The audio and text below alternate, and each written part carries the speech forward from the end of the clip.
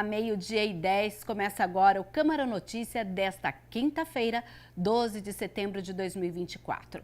Participe com a gente, mande a sua mensagem para o WhatsApp da TV Câmara Campinas com a sua sugestão, a sua opinião, no 19 97829 3776. Confira agora os destaques desta edição.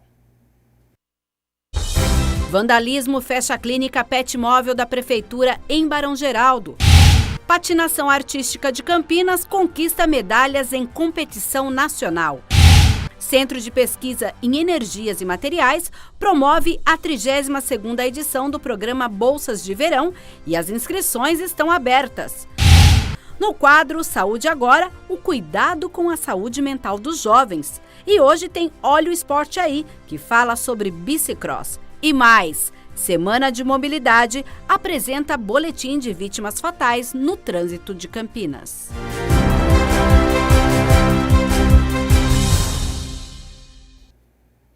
Hoje foi o lançamento da Semana da Mobilidade Urbana de 2024 e a INDEC apresentou o boletim de vítimas fatais no trânsito com foco nos pedestres, que são os usuários mais vulneráveis. Quem tem as informações é a Rúbia de Oliveira. Rúbia, boa tarde. Boa tarde, Mirna. Boa tarde a todos. Sim, nós estamos aqui no lançamento da Semana de Mobilidade Urbana de Campinas. O evento aconteceu pela manhã aqui na Estação Cultura. Ao meu lado está a Débora Cristina Damasco, ela que é gerente de desenvolvimento institucional da INDEC. Seja bem-vinda. Boa tarde para você. Obrigada pela sua participação. Boa tarde. Eu que agradeço pela participação. Um evento que chama a atenção porque hoje vocês apresentaram os dados, do boletim de vítimas fatais no trânsito, e o que chama a atenção também é que salvamos vidas, temos vidas salvas, não é isso? Sim, o boletim ele faz um apanhado dos registros de sinistros de trânsito envolvendo pedestres, um comparativo do ano de 2023 com 2024, de janeiro a julho, e nós temos um dado positivo, que são 6 vidas salvas na comparação desse período. O que representa essas 6 vidas salvas para vocês que trabalham por um trânsito mais seguro? Bom, o valor é inestimável, a gente fala que toda vida importa. O reflexo dessas vidas salvas é impressionante porque cada sinistro que acontece com o pedestre, com qualquer segmento no trânsito, acaba tendo um reflexo muito grande em suas famílias, com seus pares, com seus filhos. A gente sabe que isso é uma coisa que acaba impactando na vida não só de quem faleceu, mas também de toda a família, do seu círculo familiar, da sua condição de trabalho. Então é inestimável. Inestimável, E olha só, nós temos os dados desse boletim, a nossa equipe preparou as telas. Enquanto nós vamos mostrar as telas para você, a Débora vai falando para a gente referente a esses dados. A gente começa com a evolução dos óbitos de pedestres, Eu gostaria que você falasse para a gente como ficou esses dados aí nesse balanço. Bom, nós temos 2 dados, considerando vias urbanas e rodovias. Então, nós tivemos uma queda de 8% nos óbitos de pedestres em 2023, sendo que os pedestres representam 28% das 159 mortes no trânsito registradas em 2023. Exato. Agora, pedestres, qual o perfil desses pedestres, no ano de 2023? 73% eram homens e 27% eram mulheres. Em relação à faixa etária, 62% das mortes entre pessoas com 60 anos ou mais foram de pedestres. Então, nós temos uma faixa bem grande aí para as pessoas acima de 60 anos. E 36% das vítimas de atropelamentos fatais tinham 60 anos ou mais.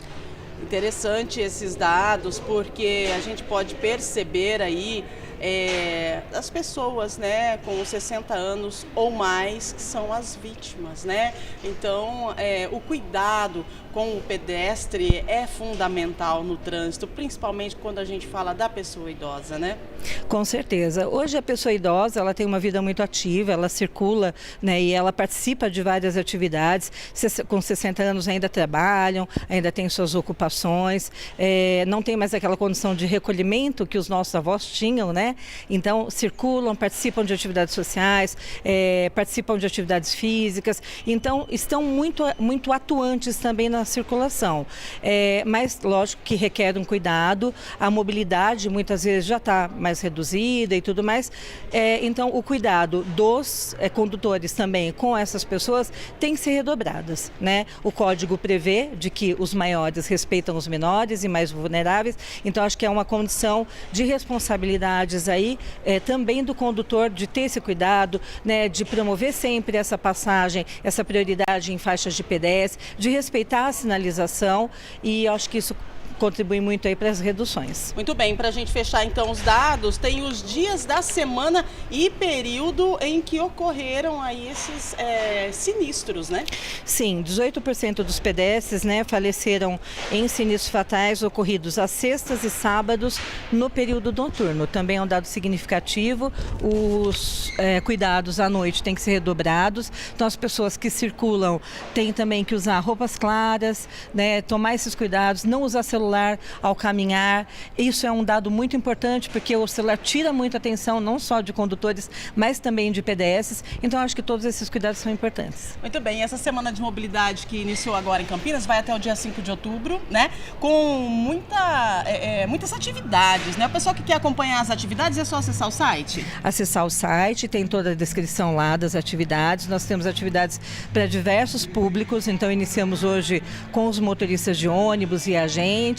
Aqui na Estação Cultura, que é um ícone da mobilidade, né, onde tudo começou na mobilidade, e nós temos atividades em escolas, com pedestres, né, nós temos algumas sketches previstas, com motociclistas, workshops, vários treinamentos, capacitações.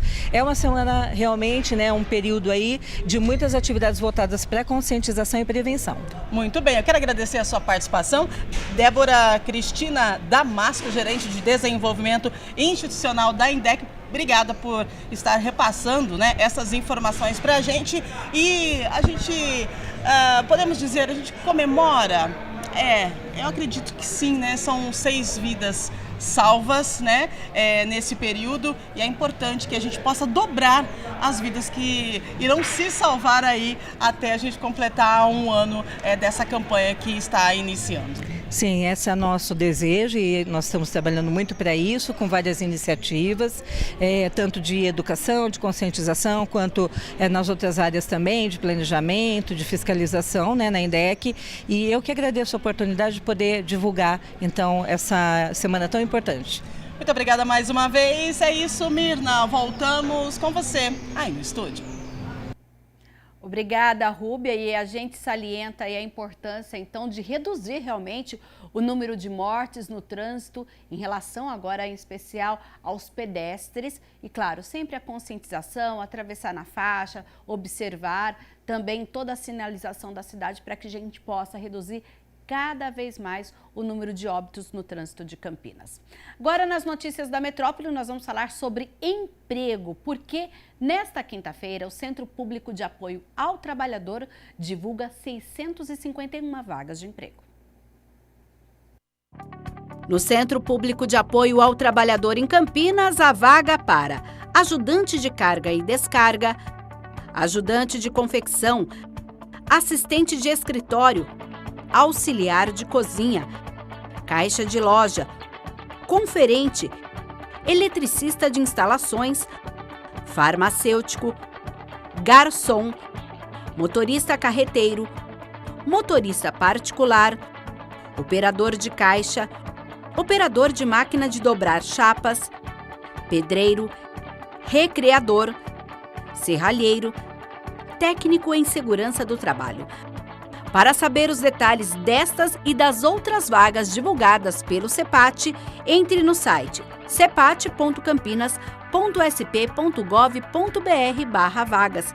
O atendimento presencial no CEPAT é agendado através do portal do cidadão no cidadão.campinas.sp.gov.br. O CEPAT tem 3 unidades em Campinas. A do centro fica na Avenida Campos Sales 427, no distrito do Ouro Verde, na Avenida Rui Rodrigues 3900, no Parque Universitário. E a unidade do distrito do Campo Grande fica na Rua Manuel Machado Pereira, 902, em frente à Praça da Concórdia.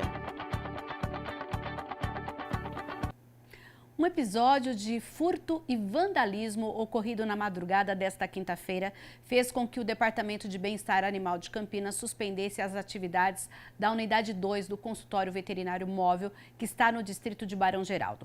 A estrutura iniciou o atendimento na última segunda-feira e está instalada no Salão Paroquial da Igreja Santa Isabel, na Rua Ângelo Vicentim 601. Nas fotos enviadas pela Prefeitura dá para ver como ficou a situação percebida nesta manhã. Um boletim de ocorrência foi registrado e o DPBEA aguarda a liberação pela polícia para poder mensurar os danos causados. O órgão trabalha para restabelecer a capacidade de atendimento mais breve possível. A gente lembra, inclusive, que a unidade 1 do consultório veterinário móvel segue funcionando até o dia 3 de outubro, lá no Parque Luciano do Vale, na região da Vila União.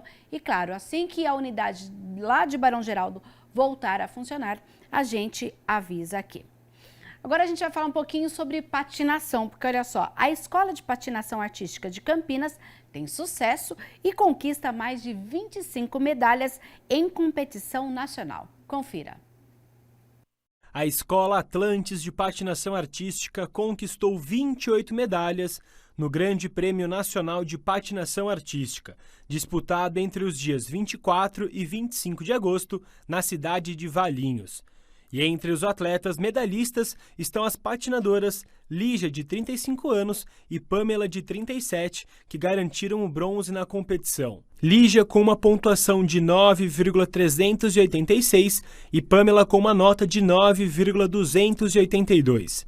Lígia competindo na categoria Circuito Incentivo e Pamela na categoria Circuito Estreante mostraram técnica apurada e talento para garantir as medalhas. Os bronzes são reflexos de muita dedicação das atletas que patinam há um pouco mais de um ano. Olha, quando eu terminei e vi minha nota lá, eu fiquei bem esperançosa de que ia pegar uma medalha. Aí quando a medalha veio, nossa, eu fiquei muito feliz. Porque assim, eu estava me preparando para ganhar uma medalha, mas a gente só acredita mesmo na hora que a gente ganha, né? A medalha, e foi muito legal. Nossa, é uma realização incrível, porque a gente passa um tempão se treinando, se preparando, e voltar é uma sensação de dever cumprido, assim, é muito bom. Para alcançar os bons resultados, as meninas tiveram uma rotina diária de treino durante 3 meses. Nossos atletas hoje de competição em si estavam com mais de 15 horas de treino semanais. Então foi um trabalho bem árduo aí, com aulas de preparação física, aulas de técnica, expressão corporal. Isso envolve diversas áreas da patinação, né, que a gente trabalha na equipe de competição. Então a preparação dela foi muito intensa, de ambas, enfim, com mais de 15 horas semanais, enfim, uma rotina intensa de treinos. A gente trabalhava em média aí, pelo menos umas 4 ou 5 vezes por semana. Então foi um trabalho bem árduo e longo para a gente chegar nesse nível e competir com bastante segurança. Puxada, tem que administrar, né, o meu trabalho, tem que administrar minha casa, meus filhos e mais os treinos. E treinos incessantes, assim, durante a semana, sábado, domingo. Então foi bem intenso esse momento. Refazia o circuito, passava várias vezes a coreografia. Se não fosse a ajuda do Vitor, sabe, da Duda, eu não teria ganho essa medalha. O Vitor é meu professor desde o princípio, sempre acreditou em mim. A Duda, a mesma coisa, chegou para somar, para agregar. Então, assim, é graças a eles, né, também que eu ganhei essa medalha, porque se não fosse todo o treino, eu com certeza não teria ganho. As conquistas no GP Nacional deixaram os técnicos orgulhosos.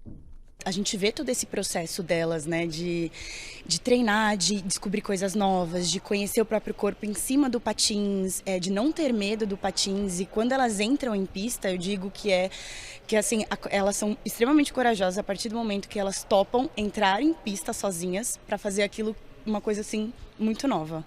Então é uma euforia muito grande. Quando elas acabam assim, a gente fica maluco. É muito gratificante, né? Porque a gente gasta os nossos dias, as nossas horas. Às vezes era um sol de 35 graus e é muito gostoso ver a realização tanto nossa, quanto da escola e quanto das meninas também. É um orgulho muito grande para mim, né? Então, como a escola tem menos de 1 ano e meio, assim, a gente tem muito orgulho dos nossos atletas, de como eles se desenvolvem durante aí nosso trabalho da temporada de campeonatos. Dá para saber que estamos no caminho certo. Então, a ideia é evoluir cada vez mais. Determinadas e com objetivos, Lígia e Pamela já estão de olhos nas próximas competições. E as duas já sabem aonde querem chegar e a cor da medalha que querem trazer no peito.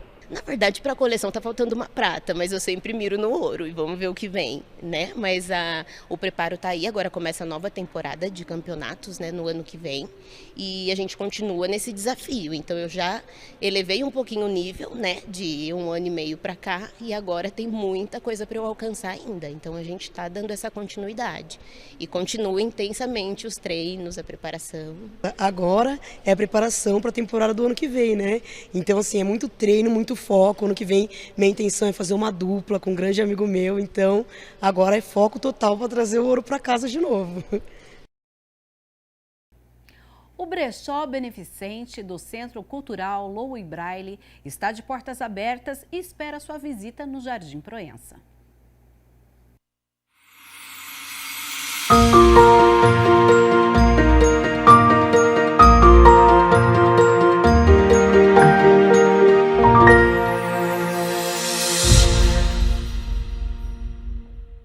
O Centro Cultural Louis Braille reinaugurou o Brechó Braille e convida você para conhecer o espaço. A entidade que trabalha com a inclusão social e tem como missão desenvolver autonomia e criatividade das pessoas com deficiência visual completou no último mês de agosto 54 anos. Esse brechó ele está reinaugurando agora, né? Ele já é antigo e agora nós chegamos com uma ideia de abrir esse brechó beneficente para a comunidade e estamos com valores de R$1 a R$20 atualmente, né? E nós estamos também recebendo doações e também recebendo pessoas para ajudar, voluntários, né? Uma alternativa de moda sustentável, oportunidade de encontrar roupas atemporais, cheias de estilo e ajudar a instituição. Podemos encontrar vestidos de festas, camisas sociais, tanto masculinas como femininas. Encontramos sapatos, bijuterias de vários estilos e nós encontramos também vários tipos de camiseta. E nós temos achadinhos do brechó, que hoje está por R$1 e tem muita novidade chegando por aí. O brechó beneficente, que fica no Centro Cultural Braille, no Jardim Proença, atende de segunda a sexta, das 9 da manhã às 3 da tarde. A sua doação também é bem-vinda.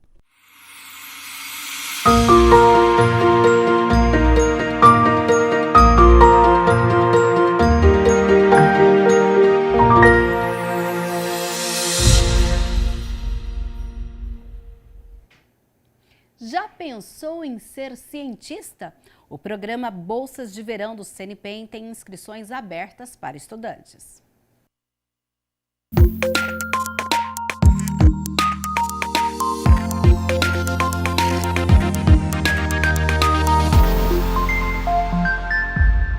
O CNPEM, o Centro Nacional de Pesquisa em Energia e Materiais, promove a 32ª edição do programa Bolsas de Verão. A iniciativa é voltada a alunos de graduação das áreas de Ciências Exatas e da Terra, Engenharias, Tecnologias, Ciências Biológicas e Saúde da América Latina e Caribe, e o programa já acolheu mais de 450 estudantes ao longo de suas edições. Bom, o programa ele oferece bolsas, de estudo para alunos da graduação e ele tem como principal objetivo difundir a ciência e estimular jovens a desenvolver a carreira científica e de desenvolvimento tecnológico. As inscrições são gratuitas e podem ser feitas online através da página oficial do programa, pages.cnpem.br/bolsas de verão. Os estudantes podem se inscrever até o dia 23 de setembro. As inscrições elas são limitadas a alunos que estejam matriculados oficialmente em cursos de graduação, no mínimo no 3º período. Para cursos de 3 anos é necessário comprovar que o aluno esteja entre o 3º e o 5º período. As inscrições elas abrangem, então, uma análise do currículo, do desempenho acadêmico do aluno, uma carta motivacional, que nós gostaríamos muito de entender como é o perfil desse aluno para poder fazer adequação nos projetos que serão desenvolvidos aqui no CNEPEM. Durante o programa, os estudantes contarão com diversos benefícios, incluindo a passagem aérea de ida e volta, suporte pedagógico e psicológico, seguro de assistência em viagem, alimentação, hospedagem e também o transporte diário entre a residência temporária e o CNEPEM. Os candidatos aprovados no programa serão recebidos no campus do CNEPEM em Campinas a partir de 8 de janeiro de 2025. Os projetos a serem desenvolvidos terão abordagens multi- ou interdisciplinares e estarão enquadrados em grandes áreas temáticas como saúde, agricultura, meio ambiente, energias e materiais renováveis, tecnologias quânticas, tecnologias habilitadoras, micro- e nanofabricação, síntese, teoria e ciência de dados. Os projetos eles são elaborados pelos pesquisadores e especialistas do CNEPEM. E o aluno, assim que ele chegar, ele vai então ser apresentado ao seu orientador e só então ele vai conhecer o tema do seu projeto. Lembrando que tem uma adequação entre o perfil do aluno e o projeto a ser desenvolvido aqui no CNEPEM. Para a pesquisadora do CNEPEM, o programa Bolsas de Verão oferece uma experiência imersiva em um dos mais importantes centros de pesquisas do Brasil. Ele oferece uma experiência única porque ele vai abranger temas multidisciplinares que envolvem todos os laboratórios nacionais, como projetos desenvolvidos no Laboratório de Biociências, de Nanotecnologia, Laboratório de Biorrenováveis, até mesmo aqui o Sirius, o acelerador de partículas. Eles têm contato diário, com laboratórios onde são desenvolvidas as mais diversas pesquisas e também com os pesquisadores, os seus orientadores e o seu grupo de pesquisa, que acaba incluindo esses alunos em suas discussões, na apresentação dos resultados. Então isso gera um grande conhecimento científico.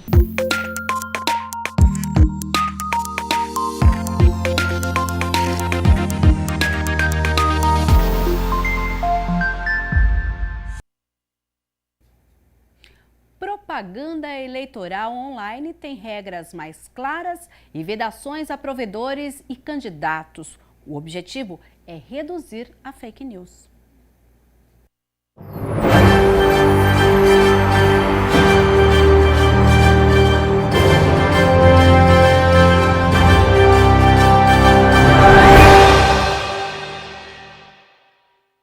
A resolução do Tribunal Superior Eleitoral 23.610 de 2019 teve diversas alterações este ano. Entre as novidades, um capítulo específico sobre conteúdos político-eleitorais e propaganda eleitoral na internet. A propaganda online ela pode ser feita por meio de imagens, por meio de fotos e por meio de vídeos. Esses vídeos eles podem ser publicados nas redes sociais e podem ser impulsionados. Se for impulsionado, o candidato precisa fazer isso por meio do seu CNPJ, existe um rótulo na rede social e esse impulsionamento vai gerar uma nota fiscal e um controle, que é emitido pela rede social. E tudo isso tem que ser informado para a Justiça Eleitoral. O eleitor não pode impulsionar nada do seu candidato. O eleitor pode sim postar, pode colocar uma foto do seu candidato, pode dizer que vota em determinado candidato, mas o impulsionamento é restrito ao candidato. O primeiro passo para não cair em fake news é buscar mais detalhes sobre o tema e quem produziu o conteúdo. Nos dias de hoje é muito fácil saber o que é verdade e o que é mentira, A informação está disponível para todo mundo em todo tipo de veículo, em todo tipo de mídia. Então é muito importante, quando a gente recebe uma informação, verificar a autenticidade dela. Sobretudo para que a gente não propague também a fake news, porque responde pelas consequências da fake news aquele que cria e aquele que propaga, aquele que distribui. Então o eleitor precisa estar atento para que ele, além de prestar um desserviço ao propagar fake news, para que ele também não tenha responsabilidade sobre isso. Vale ressaltar que a propaganda negativa é vedada, tanto no impulsionamento quanto na priorização paga de conteúdos em aplicações de busca. A propaganda eletrônica online hoje ela é muito importante. Ela tem um alcance muito grande, muito maior, por exemplo, do que a propaganda na rádio e a TV. Aquele que sabe trabalhar as redes sociais com certeza sai na frente. É importante saber, no entanto, que essa propaganda ela também tem regras, O candidato precisa se certificar de que ele está cumprindo a legislação eleitoral para que ele não tenha nenhum tipo de penalidade.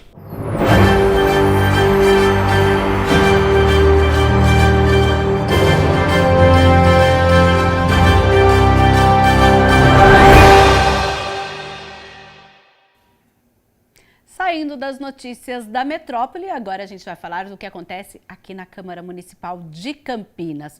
Porque nesta quarta-feira foi o dia da 52ª reunião ordinária. Os vereadores aprovaram em votação definitiva o projeto de lei que revoga 12 leis municipais publicadas entre 1951 e 2008, que são atualmente consideradas obsoletas ou em desuso. Agora, a proposta segue para a sanção do prefeito de maneira a se tornar lei municipal. E a gente lembra que o resultado completo da votação está lá no site campinas.sp.leg.br. E olha só, setembro é o mês de Carlos Gomes, né? O mês Carlos Gomes. E o Cine Câmara não poderia ficar de fora das homenagens ao grande maestro. Hoje, a partir das 7 horas da noite, acontece dentro do Cine Câmara, aqui no Plenarinho, olha, a gente vai ter uma entrevista de Jorge Alves de Lima ao Diálogo Nacional, que é um programa semanal exibido em TVs abertas e a cabo em São Paulo, Santos e Belo Horizonte. Na sequência, haverá um debate a respeito das obras do grande maestro. Então, você está convidado. A gente lembra que, como a entrada do plenário e do plenarinho está em obras, a entrada fica, então, pela Avenida da Saudade, 1004, no bairro Ponte Preta, a partir das 7 horas da noite. Então, você está convidado. A saúde mental dos jovens merece atenção redobrada dos pais e educadores. No Saúde Agora, você confere as orientações de uma educadora parental sobre como os pais podem desenvolver sabedoria emocional e intelectual para ajudar os filhos a gerenciar melhor as suas emoções diante dos acontecimentos da vida. A especialista ainda fala sobre bullying e como buscar apoio de outros profissionais.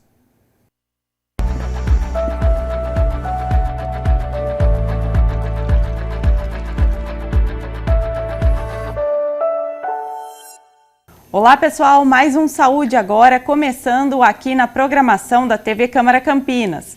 Hoje nós vamos falar sobre a saúde mental dos jovens.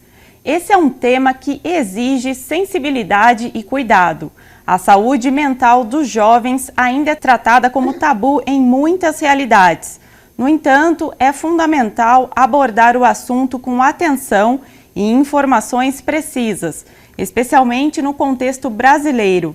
Um estudo da Fundação Oswaldo Cruz, a Fiocruz, apontou que a taxa de jovens que tiraram a própria vida entre 2011 até 2022 cresceu 6%. Quem vai falar sobre esse assunto é a Estela Azulay, especialista em relacionamento, pais e filhos. Estela, muito obrigada pela sua participação aqui no Saúde Agora. Eu que agradeço e obrigada pela oportunidade de falarmos de um tema tão importante nos dias de hoje. Realmente, Estela, como especialista, até gostaria que você falasse um pouquinho, né, sobre esses números, né? Por que você acredita que essa taxa ela cresceu tanto assim no nosso país? O que está faltando? Olha, com certeza, isso tem ligação com a internet, o uso de redes sociais, o bullying cibernético, né, que é muito mais fácil de ser feito do que o bullying ali na escola, presencialmente, os riscos que os jovens se colocam hoje, né, no uso de redes sociais, tecnologia da forma errada. Também pelo afastamento com pais, por conta dessa correria, da ansiedade, do dia a dia. Então, tudo isso faz com que os jovens não consigam se comunicar com os pais e explicar o que eles estão sentindo, falar sobre as emoções, sobre os problemas deles. E, claro, né, a pandemia também teve um forte impacto nisso tudo. Eu só não quis ser repetitiva, começar pelo óbvio, né? Mas, enfim, é uma conjunção de fatores do século XXI que a gente está perdendo um pouquinho a mão, a consciência, e existe hoje muita falta de ferramentas para os pais conseguirem, pais e educadores em geral, conseguirem lidar com essa enxurrada de novidades, né? Realmente, Estela, o que você falou sobre os casos de bullying, né, estão cada vez maiores, a gente vê aí nos noticiários, né? muitos casos de bullying e logo depois a criança ou adolescente realmente acaba aí tirando a própria vida. Então é muito grave realmente, né? Sim, o bullying, ele infelizmente, tanto os pais que são pais daqueles que praticam o bullying, gente, que isso é muito importante, tá? Às vezes a gente fica tão preocupado se o nosso filho ele é vítima do bullying, mas às vezes a gente tem que se preocupar se os nossos filhos não são os agressores, o que é muito mais difícil dos pais reconhecerem, né? Olha, meu filho talvez seja um agressor.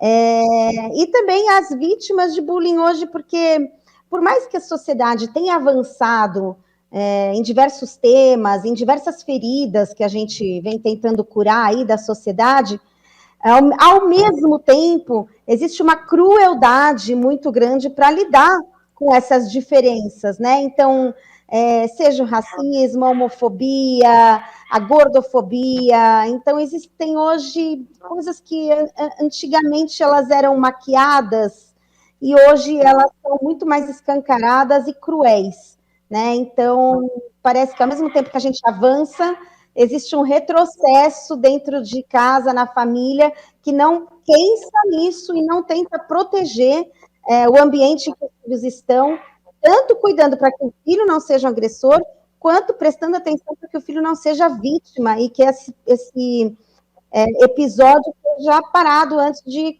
né, consequências mais graves. Exatamente. E como que os jovens podem lidar com tantas emoções, né? Eles também estão passando por muitas transformações, né, também no corpo. Como que eles podem trabalhar isso, né, Estela? Os jovens, né? Olha, eu tenho uma formação como neurociência comportamental também, né? E a gente primeiro precisa entender que o cérebro de uma pessoa, ele só termina de se formar, gente, aos 22, 23 anos de idade, mais ou menos. Então, vamos pensar que os nossos filhos, até os 21, 22 anos, ainda não têm o cérebro totalmente formado, ou seja, nós somos os adultos da relação. E nós temos essa responsabilidade de educarmos os nossos filhos emocionalmente. Para isso, nós precisamos criar repertórios para eles. Como é que a gente ajuda os nossos filhos a identificarem o que eles estão sentindo, a nomearem o que eles estão sentindo e passando? Falando de nós mesmos. Por isso que eu sempre parto da comunicação, gente. A comunicação começa com a gente. Ah, meu filho não conta nada para mim, não se abre comigo. Mas você conta para ele coisas da sua vida? Você conta histórias suas do passado, de situações que você sofreu e que você teve que superar, para que ele possa se identificar, para que ele se sinta aliviado, para que ele possa se sentir confortável e à vontade para poder se abrir com você. Então, os jovens hoje, eles têm poucas ferramentas para conseguirem lidar com toda essa turbulência emocional, né, que eles passam. Nós, adultos, às vezes nos vemos vítimas das redes sociais, né, viciados, nos comparando a nossa família, comparando a realidade de um casal, enfim, a gente acaba se iludindo e entrando nessa onda. O que dizer dos nossos jovens? Então, eles precisam de nós. E nós precisamos amadurecer, nós, adultos da relação, precisamos nos empoderar, nós precisamos nos desenvolver, gente. Hoje a gente precisa ser um pouco de tudo, nós pais. Eu sou mãe de 4 e posso dizer isso, assim, sentindo na pele mesmo, me colocando no lugar. A gente precisa aprender de tudo um pouco. Nós somos um pouco psiquiatras, um pouco psicólogas, um pouco educadores financeiros, um pouco de tudo, né? Um pouco de especialistas em tudo.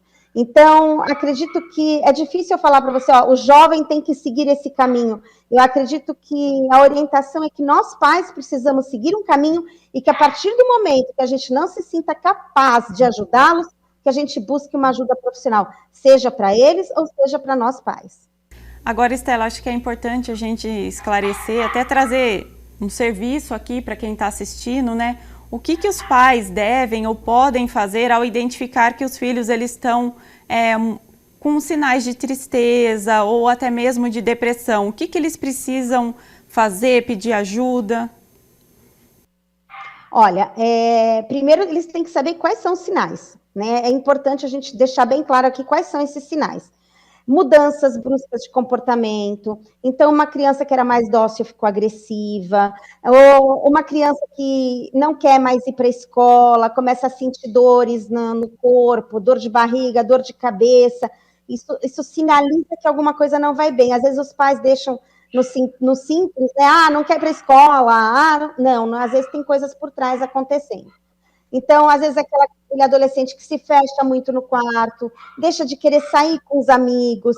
Então, quando isso acontecer, primeira coisa, os pais tentarem conversar. Se eles perceberem que a conversa, para que eles possam ter mais noção do que realmente esteja acontecendo, não está funcionando, eles podem procurar tanto alguém para ajudá-los, como pais, adultos, e para isso nós temos hoje educadores parentais, que é uma nova profissão, né? E os educadores parentais foram formados para orientar, guiar os pais em todos esses desafios aí de educar os filhos no século XXI.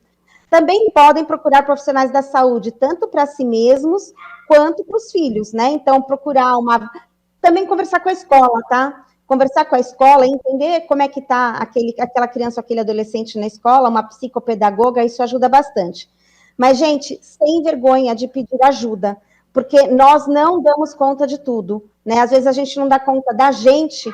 Então, a primeira coisa é perceber o quanto você consegue ser sincero consigo, né? O quanto você consegue lidar com aquela situação, o quanto você percebe que ela já saiu do seu controle e que você não tem condições de ajudar o seu filho, e aí pedir ajuda, tanto para si mesmo, quanto para os filhos. Gente, é muito importante a gente entender que nós, pais, somos parte desse processo e que nós precisamos aprender, nós precisamos entender o que está acontecendo e sermos orientados também, isso é muito importante. Com certeza. Estela, você comentou sobre essa função, né? Educador parental. Eu gostaria que você explicasse mais um pouquinho o que é ser um educador parental, o que ele faz, como que ele orienta os pais. Então, vamos lá. Um educador parental não é um terapeuta, tá, gente? Assim, eu gosto de começar falando sobre o que ele não é. A pessoa pode até ter a formação como psicóloga, como psicopedagoga, como pedagoga, e também ter a formação como educador parental. Ou ele pode ser somente um educador parental. O educador parental, ele é um novo profissional no mercado, ainda não existe essa cultura de se buscar uma ajuda para um educador parental, mas já vem se tornando tema, inclusive discutido no Congresso Nacional, e vem sendo discutido também como políticas públicas, introduzir educação parental na sociedade. Hoje já existem vários educadores parentais, e o educador parental é aquele profissional que vai trazer um suporte para os pais, que vai empoderá-los na função educadora, que vai orientá-los, não nessa função terapêutica de prestar atenção, conta a sua história, tudo que veio lá de trás, não é isso. Ele pode até usar algumas histórias, né, para entender um pouco o background da família, mas ele olha para situações pontuais, né, o que está acontecendo agora, qual a sua dinâmica familiar, como que você pode, quem é você, né, o seu perfil como pai, qual é o seu perfil do seu filho, e aí orientá-los, né, dentro de casa, como que eles devem se comunicar, como que é a melhor forma de se aproximar, como é a melhor forma de lidar com diversas situações, seja em uso de tela, seja na questão de ansiedade, depressão, seja na vida escolar, seja na educação sexual, todos esses temas que são muito desafiadores. Então, é um profissional que está aí para orientar e apoiar e mentorar os pais, né, nessa função tão nobre que é educar os filhos no século XXI. Sim, com certeza. Eu acho que é muito importante que você falou, Estela, sobre essa questão dos pais compartilharem um pouco das experiências com os filhos, né? Ter mais esse diálogo, se reunir mais. Hoje as famílias não sentam mais à mesa, né? Para jantar, para almoçar, é cada um num canto. Eu acho que isso também influencia muito, né?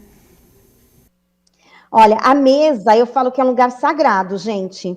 Primeira coisa que a gente tem que fazer é recolher os celulares. Nossos, dos adultos primeiro, e depois dos nossos filhos. Mas assim, não como uma coisa, né, impositiva, trazendo para a mesa conversas que serão agradáveis, que vão trazer memórias afetivas bacanas, um lugar de compartilhamento de histórias, de emoções, e fazer com que o celular, as pessoas até esqueçam que ele existe, né? Então, são oportunidades que os pais perdem de se conectar está com os filhos, eu falo, por exemplo, no carro, né? Você vai buscar um filho na escola ou vai levá-lo para casa de um amigo. Bate papo, aproveita aquele tempo junto, né? A gente acabou se acomodando ao silêncio, se acostumando com o silêncio quando tem muita gente. Você olha assim, às vezes, ao redor, é uma cena horrorosa, né? Todo mundo assim, vai para uma sala de espera, tá todo mundo assim. E você entra na casa de uma família, né? Tá todo mundo, às vezes, assistindo televisão e, ao mesmo tempo, no celular. Assistindo um filme e, ao mesmo tempo, no celular. Então, os momentos em família, eles devem ser valorizados, eles devem ser feitos de uma forma em que os filhos sintam que os pais estão ali por inteiro, eles estão presentes, curtindo aquele momento. E aí, gente, é um momento apareceu, você está assistindo um filme junto. Poxa, com certeza, alguma situação do filme, aquele pai, mãe, tia, já passou na vida dele. Então, fala, puxa, sabe que eu já passei por algo semelhante? Eu falo que a nossa história pessoal, ela tem um impacto muito grande na formação de caráter dos nossos filhos. Ela é muito poderosa, gente, porque nós, adultos, já vivemos momentos de baixa, de alta, de fracassos, de frustrações, de tristeza, de perdas, né? E como a gente superou tudo isso, é a melhor forma da gente inspirar os nossos filhos. Eu falo muito que a gente vive na era dos influenciadores, né? Aí nossos filhos são influenciados por pessoas que a gente nem conhece. E eu acredito que ninguém melhor do que nós pais para sermos os influenciadores dos nossos filhos.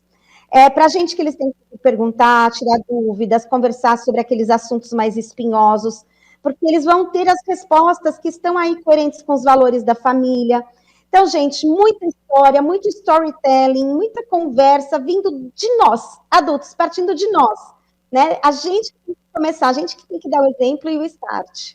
Com certeza, Estela, eu quero agradecer a sua participação, seus esclarecimentos, suas informações compartilhadas aqui no nosso quadro. Eu que agradeço a chance, foi um prazer estar aqui com vocês e qualquer coisa eu estou aí nas redes sociais, podem me acompanhar, @Estela Azulay no Instagram, lá eu coloco bastante conteúdo sobre todos esses temas. Bem bacana, obrigada. Você pode conferir todos os quadros da nossa programação no YouTube da TV Câmara Campinas e não se esqueça de nos acompanhar nas redes sociais. Até o próximo Saúde Agora!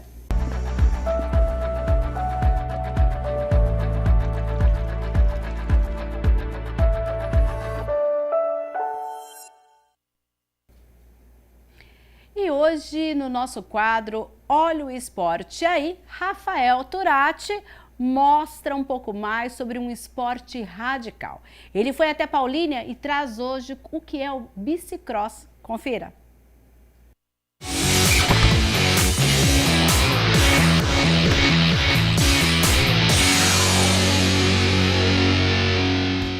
Olha o esporte aí, eu sou o Rafael Turati. O tema de hoje, como vocês podem ver, é o BMX, mais precisamente o bicicross. E como sempre, a gente começa com algumas curiosidades, vamos conferir.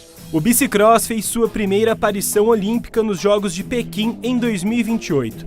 Entre os homens, o maior vencedor é Maris Strombergs, da Letônia, com 2 medalhas de ouro. E entre as mulheres, a colombiana Mariana Parron é o principal nome, também com 2 medalhas de ouro. A Colômbia, inclusive, é o país de maior destaque na modalidade, com 6 medalhas no total. E para falar sobre esse esporte radical, eu estou aqui com o Daniel Jorge, ele que é técnico do Paulínia Racing Bicicross. O Dani, o BMX surgiu lá na Califórnia, né, um esporte americano, surgiu como uma alternativa fácil e barata do motocross? É isso daí, Rafa. Lá na década de 70, mais ou menos, nos Estados Unidos, eles sonhavam em ser um atleta de motocross. Aí, para conseguir praticar a modalidade, eles foram lá, fizeram adaptações das bicicletas, usaram a pista, diminuíram o tamanho da pista e começaram a praticar a modalidade na bicicleta. Depois de mais ou menos uma década, chegou ao Brasil rapidamente. E o bicicross é em português, né? Porque vem do BMX, que é uma abreviação da sigla em inglês, né? É isso mesmo, Bicycle Motocross. E o BMX se divide em 2 modalidades, né? O Racing, que é o que a gente tem aqui, e o Freestyle, né? Isso, é o BMX Race e o Freestyle são os duas modalidades do bicicross que são as olímpicas, tá? O Freestyle é aquela que é feita em bike park, onde tem obstáculos e são definidas por pontos. Cada um sai um cada vez, faz a sua volta, a sua melhor volta em relação principalmente tecnicamente, porque lá a manobra que conta, quem faz a melhor manobra, as melhores manobras é o que vale mais ponto. E o BMX Race, que é a nossa modalidade aqui, é realmente quem chega primeiro ganha. E como são feitas as provas de bicicross? São quantos competidores? São feitas por baterias? O BMX Racing é dividido por baterias. Cada bateria larga no máximo 8 atletas. São feitos divididos, dependendo do número de atletas, são determinado o número de baterias. Passando de 16 atletas, a gente forma 3 baterias, por exemplo. Vai classificando sempre os 4 primeiros de cada bateria, formando uma semifinal, largando 8 em cada bateria. Depois, os 4 melhores de cada bateria vai para uma final, saindo os 8 melhores, onde é definido em uma bateria só. Quem chegar primeiro é o campeão do dia. O vencedor é quem chega primeiro, então? O vencedor é quem chega primeiro. Na verdade, você vem classificando, né? Você tem que ir passando fase por fase, como se fosse uma Copa do Mundo do futebol. É bem parecido à questão das chaves. Oitavas, quartas, semi, dependendo do número de atletas, até chegar na grande final, onde larga 8. Aí nessa bateria, quem ganhou, mesmo se o atleta ganhou todas as outras baterias, se ele ficar em segundo ou terceiro na última, é o que vai valer do dia, é a última bateria, que é a final. E quanto tempo mais ou menos dura uma prova de bicicross? Em média de 30, as pistas de 30 a 35 segundos, mais ou menos. Qual que é a velocidade que um piloto pode chegar durante a prova? Cara, varia muito da pista também, mas eu acredito que hoje chega ali seus 40 km por hora, só que bem rápidos, né? O BMX, você sai numa explosão muito forte, sai parado do zero, num gate de largada onde que é em descida, todos alinhados num portão. A hora que o portão abaixa, todo mundo sai numa relação única, numa relação que a gente tenta achar perfeita, ideal para cada um. E até o primeiro obstáculo ali é mais ou menos, no máximo, dá 4 segundos. Então, 3, 4 segundos, o atleta já está na velocidade máxima da prova. E qual que é o tamanho de uma pista oficial de bicicross? Elas também tudo varia, né? É independente de cada pista, até porque nenhuma pista é igual a outra.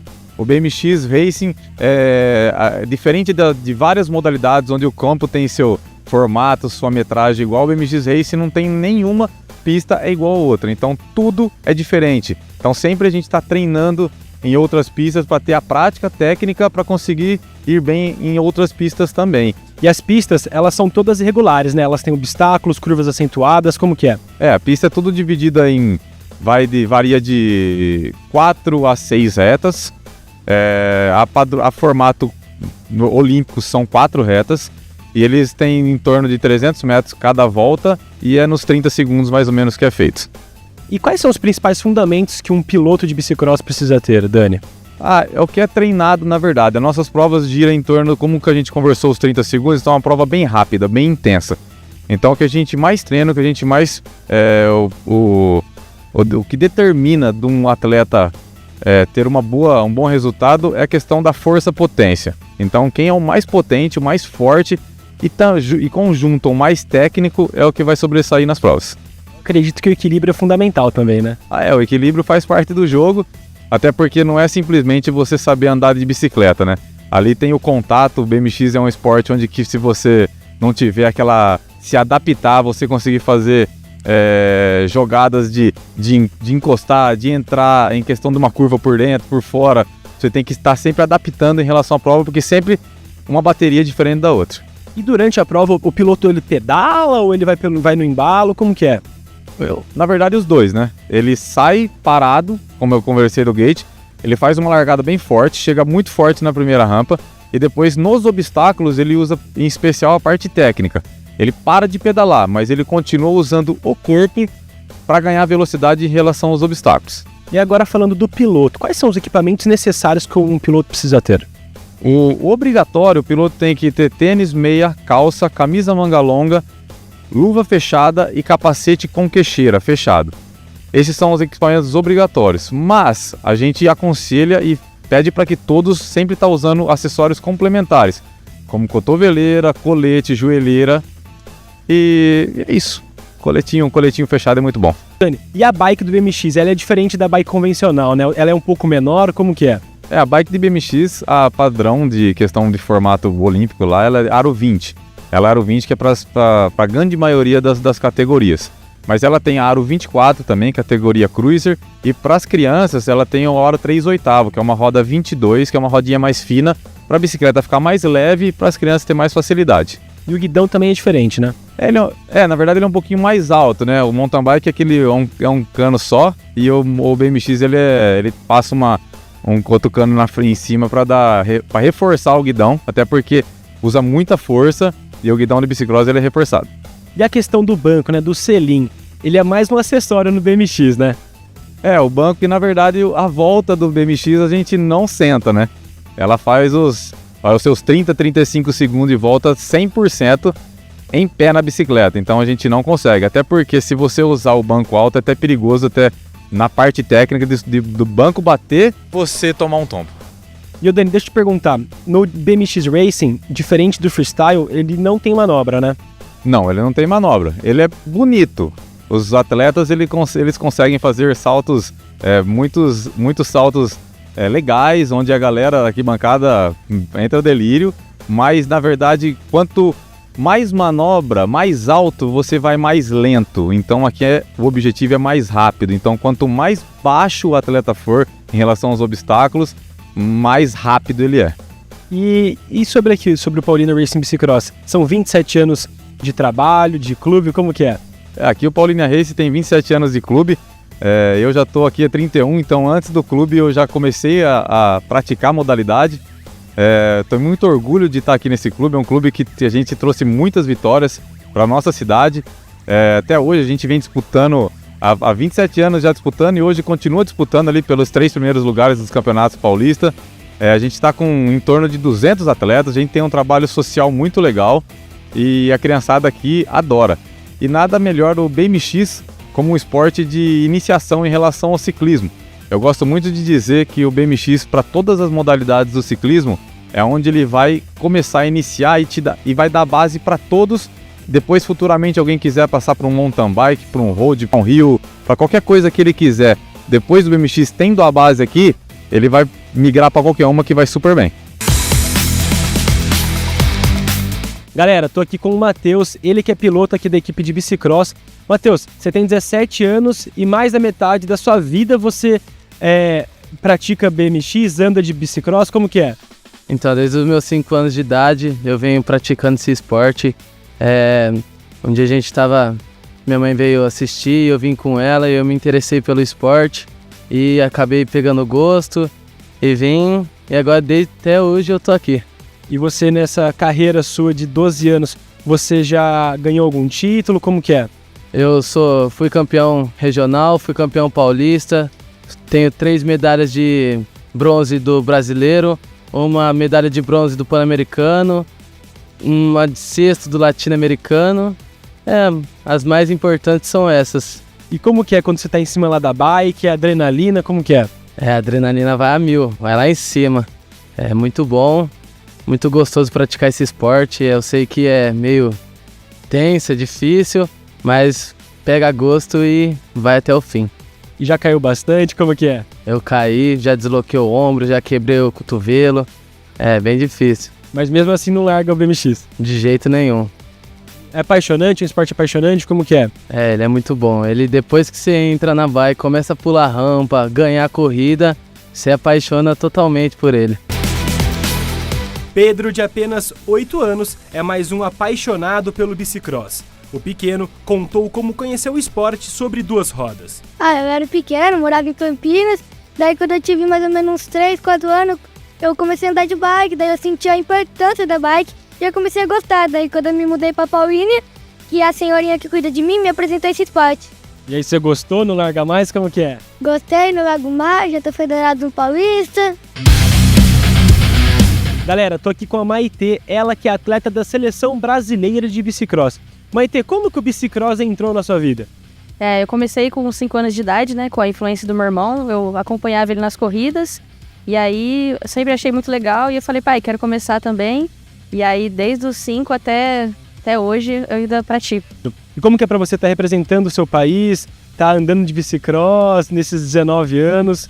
É incrível, né? A minha vida inteira foi o esporte, então, hoje eu sou atleta profissional, então eu vivo disso, né? Faço faculdade também, mas o meu foco no momento é o esporte e, cara, é fantástico. Poder competir pra fora e representar meu país é o maior orgulho. E quais são os seus principais títulos? Fui 10 vezes campeã brasileira, campeã mundial, 2 vezes vice-campeã mundial, Olimpíadas da Juventude, campeã pan-americana, sul-americana. E não quer parar só nisso? Não, pretendo ainda seguir mais, até chegar nas Olimpíadas. Como você define o bicicross? Nossa, é loucura, porque ao mesmo tempo que é legal, mas é perigoso e aí tem que ter muita atenção, é uma mistura de sentimentos.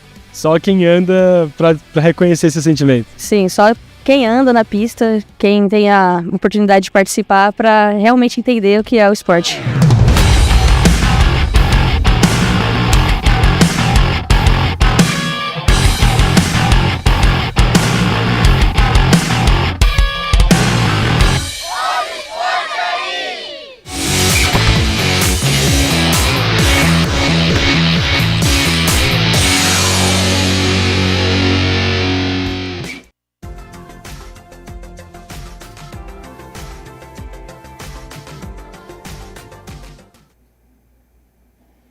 E hoje o dia será de céu claro, com muito sol e temperatura máxima de 34 graus à tarde. Para amanhã, a sexta-feira, tem previsão de que o tempo se mantenha assim, com temperatura máxima de 34 e a mínima de 19 graus, céu claro, muito sol, a gente percebe que já está ventando, mas não há previsão de mudanças bruscas no tempo nos próximos 2 dias. A tendência é de uma passagem de uma frente fria entre domingo e segunda-feira e não há previsão de chuva. Bem, o Câmara Notícia fica por aqui. Uma boa tarde para você. Continue com a programação da TV Câmara Campinas e até amanhã.